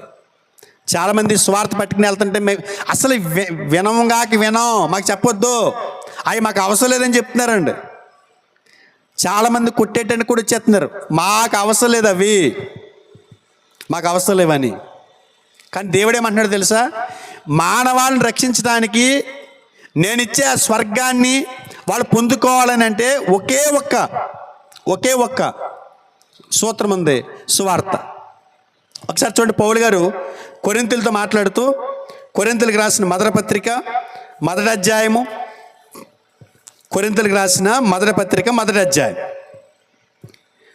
18వ వచనం. సిలువను గూర్చిన వార్త నశించుచున్న వారికి వెర్రితనము కానీ రక్షింపబడుచున్న మనకు దేవుని శక్తి. రక్షింపబడుచున్న మనకు దేవుని శక్తి. సిలువను గూర్చిన వార్త నశించుచున్న వారికి ఎలా కనపడుతుంది? వెర్రితనంగా కనపడుతుంది. రక్షింపబడుచున్న మనకు దేవుని శక్తి. దేవుని శక్తి ఎక్కడుందండమ్మా? సువార్తలో ఉందంట. సువార్తలో దేవుని శక్తి ఉందంట. అంటే నశించిపోతున్న మనిషిని రక్షించడానికి దేవుడు పెట్టుకున్నటువంటి ఒక సూత్రం ఏంటంటే సువార్త విని నమ్మి మారు మనసు పొంది క్రీస్తుని అంగీకరించాలి. ఆ మాటలు విని వస్తే వారికి నేను పరలోకం ఇస్తానని ఆయన చెప్తున్నాడు, ఒక కుటుంబాన్ని బాగు చేస్తానని ఆయన చెప్తున్నాడు, ఒక వ్యక్తిని ఉన్నతంగా తీర్చిదిద్దుతానని ఆయన చెప్తున్నాడు. కానీ మనం ఏం చేయం? చెప్పం. సువార్త చెప్తే మారిపోతాడా? దేవుడి గురించి చెప్తే మారిపోతారా? కరపత్రికలు పని చెప్తే మారిపోతారని మనం మాట్లాడతాం. శాపదేశపు రాణిని నడిపించినాయండి సొలొమోనుని కూర్చున్న మాటలో. యేసుక్రీస్తు వారిని కూర్చున్న మాటలు మార్చవండి. అందులో శక్తి ఉంది. దేవుని తన బలాన్ని సువార్తలో ప్రదర్శిస్తున్నాడట. సువార్తలో ఆయన శక్తిని ప్రదర్శిస్తున్నాడంట. అందుగురించే ఆయన మాటలు నిరర్థకం కాదంటండి. ప్రతి మాట కూడా మనిషిని నిలబెడతాయంట. సువార్తలో దేవుని శక్తి ఉంది. అందుగురించే ఆమె ఆ మాట వినంగానే ఒకసారి విన్నదో, రెండుసార్లు విన్నదో, పదే చెప్తే విన్నదో, పదే చెప్పగా విని వచ్చిందో మనకు అక్కడ రాయబడలేదు. కానీ పరిశుద్ధాత్మ దేవుడు రాయించింది మాత్రం ఒకటే. ఏంటంటే యెహోవా నామాన్ని గూర్చి సొలొమోను కలిగిన కీర్తిని గూర్చి విని అని ఏం రాయలేదు అక్కడ. విని అని ఒకసారి రాశాడు అంతే. వినగలిగే బుద్ధి ఆమెకుంది, చెప్పగలిగే దమ్ము మనకు ఉండాలి, చెప్పగలిగే స్థితి మన దగ్గర ఉండాలి. కొంతమందికి భయం, ఆపుతున్నారని, కొడతారని భయం, బెదిరిస్తారని భయం. అంటే చావు కంటే భయంకరమైన ఏదైనా ఉందా? చావుకి తెగించి వెళ్ళేవాడికి భయం ఏంటిక? దానికంటే పెద్దదేముంది? దానికే భయపడలేదు మనం, దానికే భయపడం. క్రీస్తు వారి కొరకు మనం అది చేయాలి. కొన్ని కుటుంబాలు నిలబెట్టడం కోసం మనం స్వార్థ చేయాలి. ఏదో ఒక మాట ఎవరొకరికి వినపడి బ్రతుకులు మారతాయండి. భక్తి సింగ్ గారు మనకు తెలిసే ఉంటుంది, పెద్ద దైవజనుడు ఆయన ఎక్కువ పరిచర్య ఏంటంటే సభల్లో వాక్యం చెప్పడం కంటే, సంఘాల్లో వాక్యాన్ని బోధించడానికి ఇష్టపడడం కంటే సువార్త కరపత్రికలు పంచడం ఇష్టమంట భక్తి సింగ్ గారికి అండి. పెద్ద దైవజనుడు ఆయన. ఒకరోజు ట్రైన్లో ప్రయాణం చేస్తూ పంచుతున్నాడంట, సువార్త కరపత్రికలు పంచుతున్నాడంట. యేసుప్రభువు వారిని కూర్చున్నటువంటి రక్షణ సువార్తని పేపర్ మీద ప్రింట్ చేయించి పంచుతున్నాడంట. పంచుతుంటే ఒక వ్యక్తి ఆ కరపత్రిక తీసుకుని ఇలా చింపి ఇలా పాడేశాడంట. ట్రైన్లోంచి పాడేసేసరికి చాలా బాధపడ్డాడంట. మోకరించి ప్రార్థన చేశాడంటే అతను ఎదురుగుండానే, ప్రభా ఈ పాంప్లెట్ వేస్ట్ అయిపోయింది, నిన్ను గూర్చిన మాట నిరర్థకం కాదు, నిన్ను గూర్చిన మాట మనుషులను బ్రతికిస్తుంది, నిన్ను గూర్చిన మాట మానవాళ్ళని రక్షించడానికి నువ్వు ఉపయోగించే శక్తి, వింటే ఎవరైనా మారుతారు ప్రభా. ఈ కరపత్రిక చదవకుండా వినకుండా ఈ వ్యక్తి చింపేశాడు, ఇది వేస్ట్ అవ్వకూడదని ప్రార్థన చేశాడంట. ఆయన ప్రార్థన చేసి సహోదరుడికి వందనాలు చెప్పేసి ట్రైన్ దిగి వెళ్ళిపోయాడంటండి. వెళ్ళిపోయాడు, అక్కడితో ఆ చాప్టర్ అయిపోయింది. 2 సంవత్సరాల తర్వాత ఎక్కడో స్వార్థ సభకు పిలిచారంట వాక్యం చెప్పడానికి. భక్తి సింగ్ గారిని వచ్చాడంట. ఇంకా వాక్యం చెప్పడానికి స్టేజ్ ఎక్కలేదు, ఫ్లెక్సీల మీద వేసారు. ఏమనంటే ఈ 2 దినాలు దైవజనులు వాక్యం ప్రకటిస్తారు, దానికంటే ముందు ఒక అద్భుతమైన సాక్ష్యం వినిపించబడుతుందని చెప్పారంట. ఆ ఫ్లెక్సీల మీద వేసారంట. సరే అని చెప్పేసి దైవజనుడు స్టేజ్ ఎక్కేసాడు. ఆయనకంటే ముందు సాక్ష్యం వినాలి, అనౌన్స్మెంట్ చేశారు కాబట్టి సాక్ష్యం చెప్తున్నాడంట. కుర్రోడు చాలా బాగున్నాడంట, మంచి ఫిట్గా ఉన్నాడంట. చెప్తున్నాడంట, ఆయన సాక్ష్యం చెప్తున్నాడు. ఏమని సాక్ష్యం చెప్తున్నాడని అంటే, నేను నా భార్యని నా పిల్లల్ని నిర్లక్ష్యం చేసి భయంకరమైనటువంటి తాగిడికి బానిసనైపోయి, వ్యభిచారానికి బానిసనైపోయి, ఇష్టానుసారంగా మత్తు పదార్థాలకు దాసునైపోయి ఇష్టానుసారంగా బ్రతుకుతున్నటువంటి నా జీవితం ఒకరోజు నా మీద నాకే విరక్తి పుట్టేసింది. ఏం చేయాలో తెలియనటువంటి పరిస్థితుల్లో చచ్చిపోతాం, ఆత్మహత్య చేసేసుకుందామని చెప్పి ట్రైన్ దగ్గరికి వెళ్ళాడంట.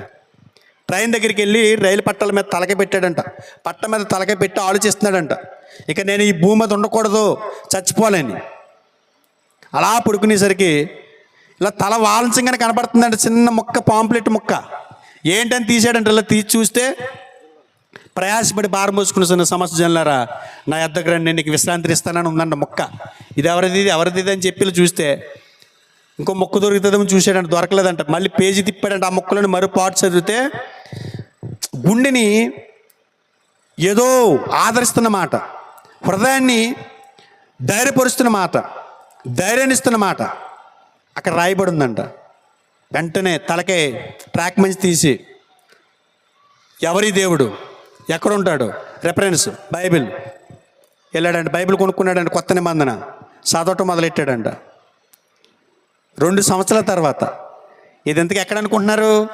ఎక్కడైతే ట్రైన్ నుంచి సింపి పాడేసాడో ఆ ఏరియాలోనే. ఆ ఏరియా ఆయనకు గుర్తుంది భక్తి సింగ్ గారికి.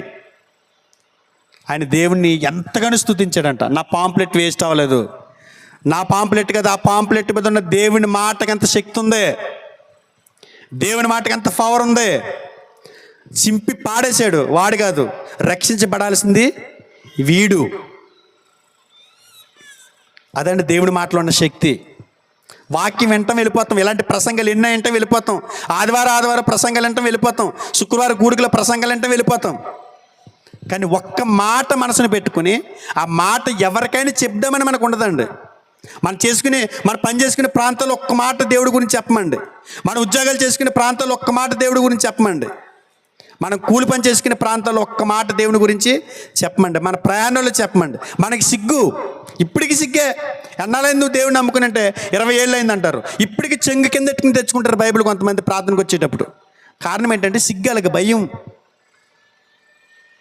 ఈ మాటలకి శక్తి ఉందండి. ఈ మాటలు విని సాధారణమైన మనుషులు మహాత్ములుగా మార్చబడ్డారు. ఇవాళ మన మధ్య మహాత్ముడు అని పిలువబడుతున్నటువంటి గాంధీ గారి సహితం ఈ బైబిల్ని ఎంత ఉన్నతంగా చదివాడో, ఎంత ఉన్నతంగా దాన్ని మనసును అవకాశం పట్టాడో, ఆ మాటలే ఇప్పటికీ మనకి ఆయన మాట్లాడుతున్న కొన్ని మాటలు మనకు కనపడుతుంటాయి. అంటే దేవుని మాటలకు ఏముంది? శక్తి ఉంది, శక్తి ఉంది. మనం చెప్పాలి, విన్న మాటలు చెప్పాలి. ఆమె విని ఎక్కడికి వచ్చింది? యెరూషలేముకి వచ్చిందంట, సొలొమోను గారి దగ్గరికి. ఇవాళ క్రీస్తు ప్రభు పాద చెంతల దగ్గరికి ఒక్కరినైనా నువ్వు నడిపించావని అడుగుతున్నా. ఒక్కరినైనా నువ్వు మాటలు చెప్పి సంఘానికి తీసుకొచ్చావని అడుగుతున్నా. యేసుక్రీస్తు వారు ఇచ్చిన రక్షణ నువ్వు అనిపిస్తున్నావు. యేసుక్రీస్తు వారు ఇచ్చిన ఆనందాన్ని, సంతోషాన్ని నువ్వు నీ కుటుంబం అనిపిస్తున్నారు. ఎవరైనా ఒక్కరికైనా మీరు చెప్పారా? ఎవరికైనా ఒక్కరికైనా చెప్పారా? శాపదేశపు రాణి అదే చెప్తుంది. ఏమన్నాడు తెలుసా? విమర్శిస్తుందంట. మీలో ఒకరిని నిలబెడతాడంట. అక్కడ మీ టైం వచ్చినప్పుడు, మీరు లెక్క చెప్పాల్సి వచ్చినప్పుడు, మీరు బోర్డులో నిలబడితే ఈ పక్కన బోర్డులో నిలబడి శాపదేశపు రాణిని చూపిస్తాడంట. ఏంటమ్మా అంటే, ఇదిగో ఎవరో చెప్తే నేను సొలొమోను గారి మాట విని సొలొమోను గారి జ్ఞానం తెలుసుకోవడానికి వచ్చాను. ఇక వీళ్ళు సొలొమోనుకి జ్ఞానం ఇచ్చిన జ్ఞానవంతుడైన లోకరక్షకుడైన యేసుక్రీస్తు వారిని గురించి చెప్పలేకపోయారు. వీళ్ళు నిన్ను కూర్చిన మాట ఎవరికి వినిపించలే వీళ్ళు అని మన మీద విమర్శ చేస్తుందంట. ఆమె విమర్శ చేస్తుందంట. ఈ రాత్రి మనం గమనించాల్సింది ఏంటంటే, తీర్పు దినాన విమర్శించబడే స్థితిలో మనం నిలబడినప్పుడు శాపదేశపు రాణి మన మీద నేరస్థాపన చేయకూడదు. కారణం ఏంటంటే ఒక రాజు కోసం ఒక ప్రాంతాన్ని వదిలి మరొక ప్రాంతానికి వచ్చింది. పరలోకాన్ని వదిలి వచ్చిన యేసుప్రభు దగ్గరికి నువ్వు ఇంకా రాలేకపోతున్నావు అని అంటే ఖచ్చితంగా దేవుడు నిన్ను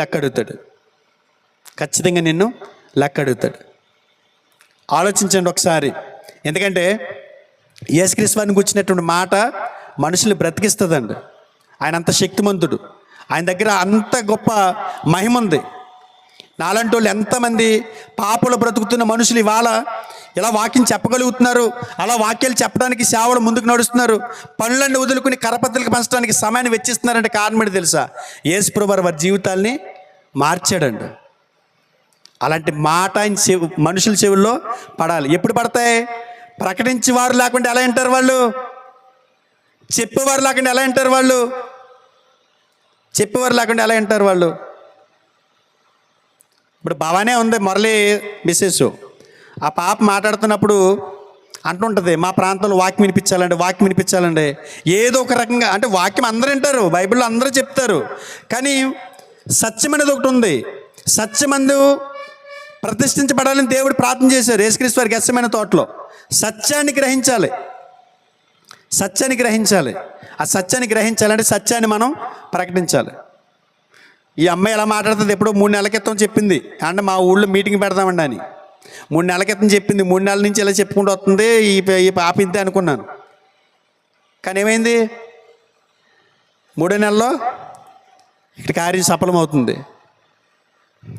ఆ కసి ఉండాలండి, ఆ తపన ఉండాలండి. మన వినేసి చేతులు దులిపేసుకుంటే చాలు అనుకుంటే నువ్వు నీ బాధ్యతను విస్మరిస్తున్నావు. క్రైస్తవుడిగా బాప్తిసం తీసుకున్న రోజుని నువ్వు సంఘంలోకి చేర్చబడిన నీ మీద పెట్టబడినటువంటి కాడేంటి తెలుసా? స్వార్థ ప్రకటించవలసిన భారం నా మీద మోపబడింది అంటాడు పౌలు గారు. అది మన బాధ్యత. తర్వాత 10వ అధ్యాయము, రాజుల మొదటి గ్రంథం 10వ అధ్యాయము 1వ వచనం మళ్ళీ చూద్దాం. శాపదేశపు రాణి యెహోవా నామమును గూర్చి సొలొమోనుకు కలిగిన కీర్తిని గూర్చి విని గూఢార్థము గల మాటల చేత అతనిని శోధించుటకై వచ్చాను. ఆమె వచ్చిందంటే అర్థం ఏంటి? నమ్మితేనే ఒక అడిగేస్తారండి. అంటే ఒక చోట పలానా జరుగుతుందంటే మీరు రండి అన్నామనుకోండి, వాళ్ళు వచ్చారంటే అర్థం ఏంటి? మనం చెప్తున్నది వాళ్ళు నమ్మితేనే వస్తారు. అంటే శాపదేశపు రాణి సొలొమోను గారి గురించి మాట్లాడినప్పుడు ఆ మాట చెవిని పడినప్పుడు అవి నమ్మినట్టేనా? నమ్మి ఏం చేసింది ఆమె? ఆ సమాచారం వినంగానే ఆ సమాచారాన్ని ఆధారం చేసుకుని రాజుని దర్శించడానికి బయలుదేరిందండి. సొలొమోను చూడటానికి ఆమె వచ్చిందని చాలా సింపుల్గా మనం మాట్లాడుకుంటున్నాం. ఒక విషయం జ్ఞాపకం చేస్తాను మీకు. అక్కడి నుంచి ఇక్కడికి ఎంత దూరం అని చెప్పుకున్నాం మనం? 1200 మైళ్ళు. కాలినడకని లెక్క పెడితే రోజుకి 10 నుంచి 13 కిలోమీటర్లు నడవగలరు అని అనుకున్నప్పుడు 4 నెలలు పడుతుంది అంటున్నాం కదా. అంటే రావటానికి 4 నెలలు, వెళ్ళటానికి 4 నెలలు, మొత్తం ఎన్ని నెలలు అమ్మా? 8 నెలలు. కేవలం సొలొమోను గారి దగ్గరికి ఆయన కీర్తన గురించి, ఆయన జ్ఞానం గురించి విని బయలుదేరి వచ్చిందని సింపుల్గా చెప్పుకున్నాం మనం. ఒక విషయం గమనించండి, వెళ్ళటానికి 4 రావటానికి 4 అంటే 8 నెలలు. 8 నెలలు కేవలం సొలొమోను జ్ఞానం గురించి ఆమె మెచ్చించింది. సింపుల్గా మాట్లాడుతాం. నేను ఇందాక చెప్పాను, ఈమె ఎన్నో రాని శాపదేశానికి 60 రాని. శాపదేశం ఏర్పడిన తర్వాత 60 రాని. మీరు చెప్తే నంబరు హిస్టరీలోకి వెళ్ళి చూడండి. ఆ శాపదేశపు కుర్చీ మీద కూర్చోవటానికి కొన్ని 100 మంది రాళ్ళు గొడవాడుకుంటూ ఉంటారంట. ఈమె అలా లేస్తే ఆ కుర్చీ ఎక్కువ కూర్చుంటానికి చూస్తారంట. ఆమె అలా లేచిందా, మనం కూడా చూస్తుంటాం కదా. 1983 అనుకుంటా ఒక ఆయన గుండె ఆపరేషన్ చేసుకోవడానికి అమెరికా వెళ్ళారు. కుర్చీ లేచాడు, చూస్తుండ్రా అన్నాడు. వచ్చేటప్పటికి ఆ కుర్చీ లేదు, ఇంకో ఆయన కూర్చున్నాడు. ఎన్నాళ్ళు ఉన్నాడు తెలుసండి ఆపరేషన్ చేయించుకుంటాకి వెళ్ళి ఆయన 20 రోజులు ఉన్నాడు అంతే అమెరికాలో.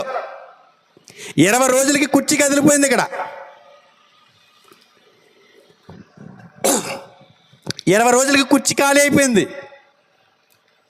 నేను అంటాను 4 నెలల ప్రయాణం అంటే 8 నెలల్లో రాను పోను. ఒక దేశాధినేత దేశ భద్రతను వదిలి, దేశ క్షేమాన్ని పక్కన పెట్టి, లెక్క చేయకుండా, ఒకళ్ళు నేను లేస్తే వేరొకరు కూర్చుంటారో మా సీట్లని భయం లేకుండా సొలొమోను గారి కూర్చొని అంత దూరం వచ్చిందంటే ఆలోచించాలి. ఆశ్చర్యపోవాలి, మనం ఆశ్చర్యపోవాలి. మనం రావడానికి కనీసం సభ పెట్టారు, 3 రోజుల సభలకి వచ్చి కూర్చోండి అమ్మంటే టీవీ సీరియల్ వదిలి రాలేని వాళ్ళు కొంతమంది, మన క్రైస్తవులే చెప్పుకోవడానికి సిగ్గుచేటు కూడాను. పని వదులుకొని రాలేని వాళ్ళు కొంతమంది, సాకులు బోల్డ్ అని చెప్తూ ఉంటాం. అవుతుంది ఏంటండి ఈ టైంకి వస్తేనే, ఇప్పుడు ఎట్టారంటే మీటింగ్లు అంటారు, బోల్డ్ అని కారణాలు చెప్తుంటాం మనం. కానీ ఆ మాత్రం ఆమె సీట్లు లక్ష్యేలా, ఆయన కుర్చీలు లక్ష్యేలా. నాకు ఎవరికి ముఖ్యం? సొలొమోను గారి జ్ఞానం ముఖ్యం.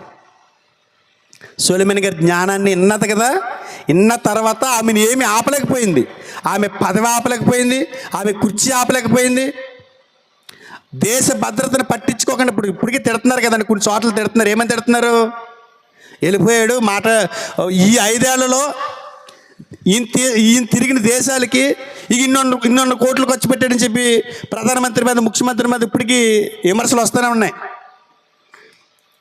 మాటికి వెళ్ళిపోతాడండి, ఏదో దేశం వెళ్ళిపోతాడు. దక్షిణాఫ్రికా అంటాడు, లేకపోతే న్యూజిలాండ్ అంటాడు, లేకపోతే ఫ్రాన్స్ అంటాడు. మాటికి వెళ్ళిపోతున్నాడండి. దేశం ఏమి ఇబ్బంది లేదండి, ఈ తిరగటానికి సరిపోతుందండి. కానీ నిందలు వేస్తూ ఉంటారు. అలాంటి నిందలు కూడా లెక్క చేయలేదండి ఆమె. అలాంటి నిందలు కూడా పట్టించుకోలేదు ఆమె. విమర్శలు వస్తాయని తెలుసు, సీటుకి ఎసరెడతారని కూడా తెలుసు. కానీ ఆమెకి ఏం ముఖ్యం? సీటు కంటే ఏం ముఖ్యం? పరలోకంలో అడుగు పెట్టడానికి ఒక అడుగు స్థలం ఉంటే చాలు నాకు, ఈ కుర్చీలో కూర్చుని పరిపాలన చేసే కంటే అని క్రైస్తవుడు అనుకోవాలి. క్రైస్తవుడు ఎంత భాగ్యవంతుడో తెలుసండి, ఎంత గొప్పవాడో తెలుసండి.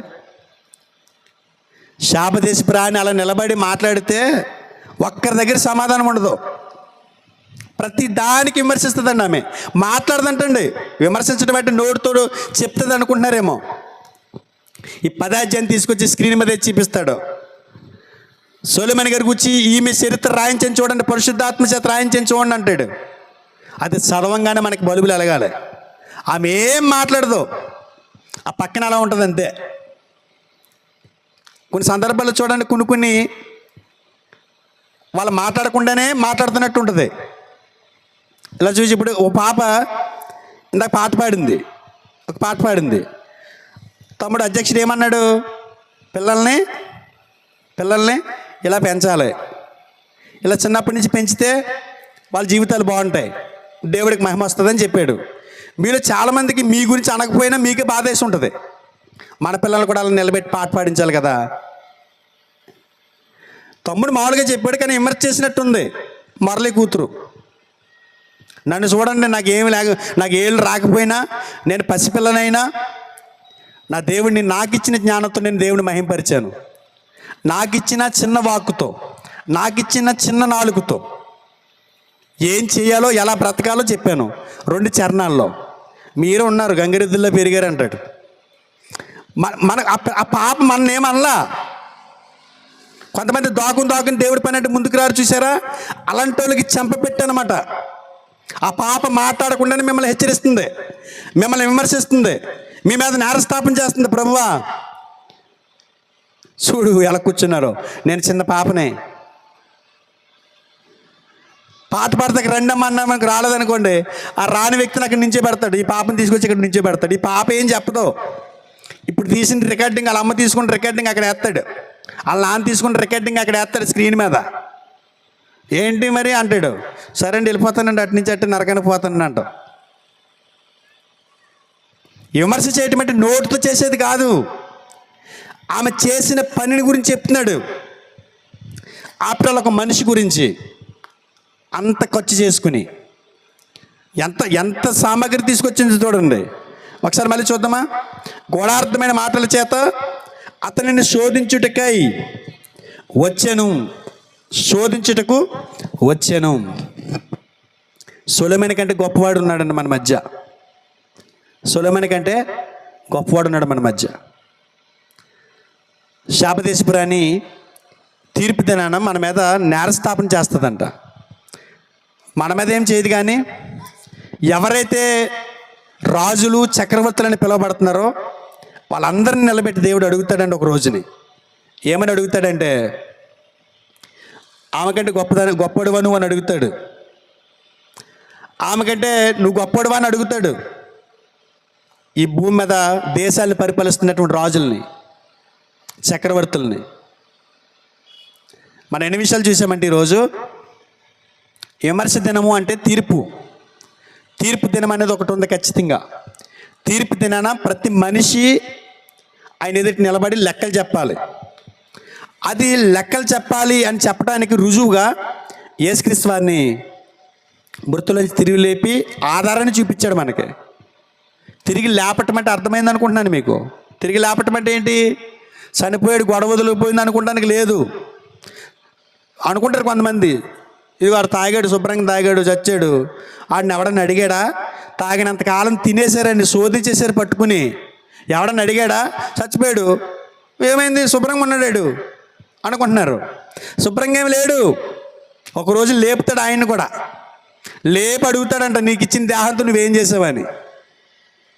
అది యేసుప్రభువారి మృతులోంచి లేపటం ఆధారం. యేసుప్రభువారిని లేపిన దేవుడు నిన్ను నన్ను కూడా లేపుతాడు. ఎందుకని? పిల్లలు ఒక్కొక్కసారి చూడండి, పొరపాటు చేసినప్పుడు కొడుతూ ఉంటాం, మన అలా పిల్లల్ని చెల్లిమని కొడుతుంటాం. కొట్టినప్పుడు అలా పడిపోతారు. పడిపోయిన వెంటనే ఆ పిల్లలు బేరమే ఏడ్చేస్తారండి. ముందు బాగానే ఉంటారు, పడంగానే పెద్ద సౌండ్ చేసి ఏడ్చేస్తారు. కారణం ఏంటనుకుంటున్నారు? పడిపోతే మా అమ్మ వదిలేస్తుందని, పడిపోయింది పాపమని జాలిపడి వదిలేస్తుందని. కొంతమంది తల్లి ఏం చేస్తారు తెలుసండి, మళ్ళీ లేపి కొడతారు.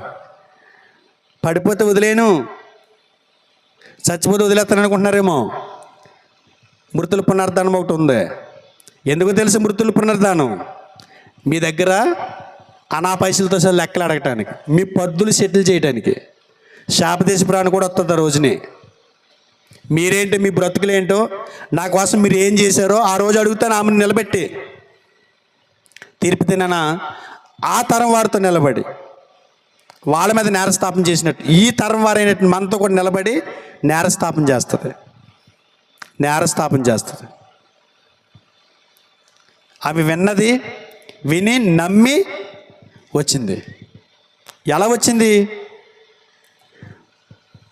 ఒంట్ల మీద వచ్చినట్టు రాయబడింది. అక్కడ ఒంట్ల మీద వచ్చినట్టు రాయబడింది. అప్పుడు ప్రయాణ సౌకర్యాలు సరిగ్గా లేవు, స్లోగా నడుచుకుంటూ వచ్చి ఉంటాయి ఒంట్లు.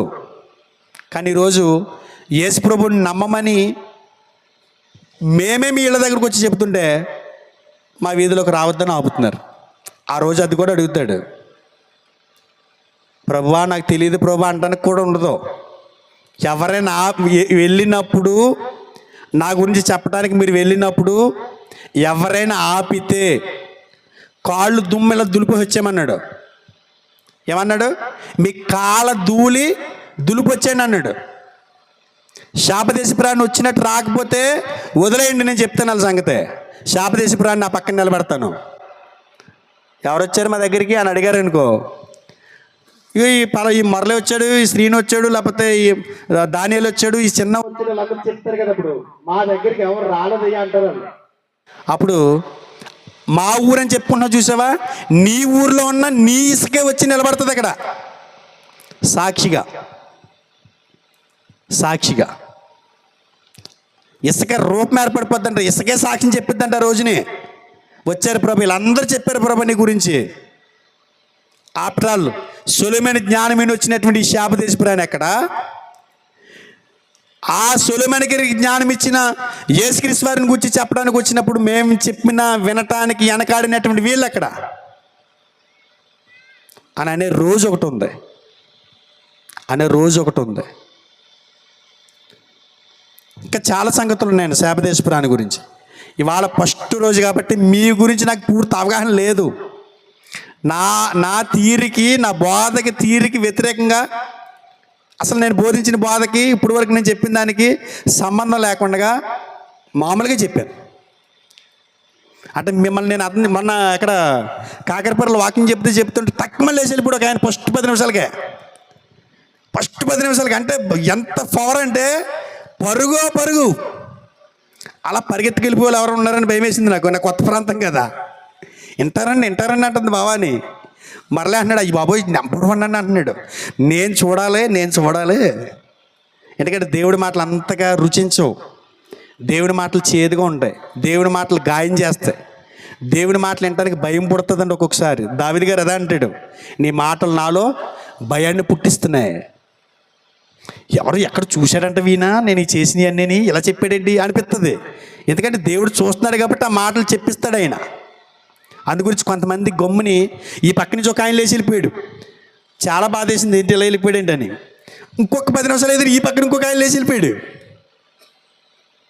తాళ్ళు కట్టుకుని ఇక్కడి నుంచి ఇక్కడ దాకా తాళ్ళు కట్టుకుని ఇక్కడ దాకా బట్టన్ చిప్పేసి ఏదో దాన్ని ఏమంటారు ఓడలో ఉంటుంది చూసారా, మరిచెట్టు ఓడలాగా జుట్టు ఇలా రింగులు వేసుకుని ఆ సంఘంలో పెద్ద సింగర్ అంట ఆయన. ఇలా అన్నాడు. నేను చూస్తున్నాను వెనకాల కూర్చుని జాతకుండ అయితే అనుకున్నాను. 2 ముక్కలు చెప్పాను పరుగు. అందు గురించి మీ మీద నాకు పూర్తి అవగాహన లేదు. మనం ఇరువురం కూడా బాగా ఫ్రెండ్స్ అయ్యాం. మీరు కూడా చక్కగా వింటున్నారు. రేపు ఉంటుంది, రేపు మాట్లాడుకుందాం, ఇంకా లోతుకి వెళ్దాం. అర్థమైంది ఇక్కడి వరకు? ఇప్పటివరకు ఏమైనా అర్థమైందమ్మా? శాపదేశపురాణి ఎవరి మీద నేరస్థాపన చేస్తుంది? మన మీద నేరస్థాపన చేస్తుంది. ఆ స్థితి మనం తెచ్చుకోకూడదు. మనం ఇతరులను నడిపించగలిగేటట్టు మనం మాట్లాడాలి. దేవుని కోసం ఎంత దూరమైనా రావాలి, వెళ్ళాలి. ఈ 2 విషయాలు మాట్లాడాడు. తర్వాత చెప్పిన మాట నమ్మాలి. సత్యాన్వేషణలో ఉండాలి. ఏదో నమ్ముకున్నాం చాలండి అనుకుంటారు, నమ్మేము చాలు అనుకుంటారు. ఈ మానవ సమాజంలో 4 రకాల మనుషులు ఉన్నారంటండి. మానవ సమాజంలో 4 రకాల మనుషులు ఉన్నారంట. 4 రకాల వర్గాలు ఉన్నారు. ఒక వర్గం ఏంటి తెలుసా? దేవుడిని నమ్మి కొనసాగేవారు, కానీ ఆ దేవుడు ఎవరో ఆలోచించిన వారు. 2వ వర్గం ఎవరో తెలుసా? మొదటి వర్గం దేవుడు ఉన్నాడని నమ్ముతున్నారు, కానీ ఆ దేవుడు ఎవరో తెలియదు. ఆఖరికి మనిషి అవయవాన్ని కూడా దేవుడిగా కొలిచే స్థితికి వెళ్ళిపోయారు. వాళ్ళ గురించి మనం పక్కన పెట్టేద్దాం. 2వ వర్గం ఎవరో తెలుసా? అసలు దేవుడనే పదమే మానవ సమాజం నాశనం అయిపోయే కారణం అని చెబుతున్నటువంటి నాస్తికులు. వాళ్ళు 2వ వర్గం. 3వ వర్గం ఎవరు చెప్పనా? అసలు దేవుడు దెయ్యం ఇవన్నీ మనకి ఎందుకురా, ఏదో మనం ఏదో శుభ్రంగా పనికి వెళ్ళి తెచ్చుకుని పొట్టనండి తిని పడుకోక అంటే నూతుల కప్పలనమాట. వాళ్ళకి అసలు ఏ అన్వేషణ ఉండదు. పుట్టామో చచ్చిపోవడానికి పుట్టాం అన్నట్టుగా పుడతారు, చచ్చిపోతారు అంతే. వాళ్ళకి ఏమి ఉండదు. ఇక దేవుడు, ప్రార్థన, పాటలు, మహింపరుతం, జీవితం, పరమార్థం ఏం తెలియదు వాళ్ళకి. ఇలా 3వ వర్గం. 4వ వర్గం ఎవరు చెప్పనా? అసలు నిజమేంటి, ఎవరు నమ్మితే పరలోకానికి వెళ్తాం, అసలు ఈ మానవ జీవితం ఏంటి, ఈ పుట్టుకేంటి, మనుషులు పుడుతున్నారు చేస్తున్నారు, ఏంటి ప్రాసెస్ అంతా, ఏంటి ఏం జరగబోతుంది, తర్వాత ఏం జరుగుతుంది, చనిపోయిన మనుషులంతా ఎక్కడికి వెళ్తున్నారు, అసలు ఏంటి కథ కమమిష్ అంతా ఏంటి అని అన్వేషించేవాడు 4వ వర్గం. ఈ 4 వర్గంలో క్రైస్తవులు ఉండాలి. 4 వర్గమే క్రైస్తవులు. ఆ 4 వర్గంలో శాపదేశపురాణి వస్తుంది. అక్కడున్న ఆ శాప దేశంలో ఉన్న జ్ఞానంతో పని లేదు ఆవిడికి. ఆ జ్ఞానం కంటే గొప్ప జ్ఞానం ఆమెకి వినపడింది. ఆ జ్ఞానం కోసం వెతుక్కుంటూ వచ్చింది. ఆ జ్ఞానం కోసం వెతుక్కుంటూ వచ్చింది. అసలు ఏమీ లెక్క చేయలేదు ఆమె. కనుక రేపు మాట్లాడుకుందాం మిగతా సంగతులు. ప్రస్తుతానికైతే ఒక స్టాండ్ వేసుకున్నాను, నేను ఒక స్టేజ్ వేసుకున్నాను. రేపు మాట్లాడుకుందాం. అమ్మా మనసులో పెట్టండి. రేపు ఖచ్చితంగా రండి. మరికొన్ని సంగతులు ఆలోచించేద్దాము, దేవుని మహింపరుద్దాము, మన కుటుంబాలు బలపరుచుకుందాం. క్రైస్తవులుగా దేవుడు మనకిచ్చిన ఆధిక్యతలు, ఆ హోదా ఇవన్నీ రేపు తెలుస్తాయి మనకి. ఇంకా రేపు తెరకట్టేసారు, ఏదో చూపించేస్తారని వచ్చేమో తెర మీద ఏం చూపించలేదా అని ఇంటికి వెళ్ళి ఏమో అనుకోకండి. రేపు నుంచి వస్తాయి. ఓకేనమ్మా, ప్రార్థన చేసుకుందాం.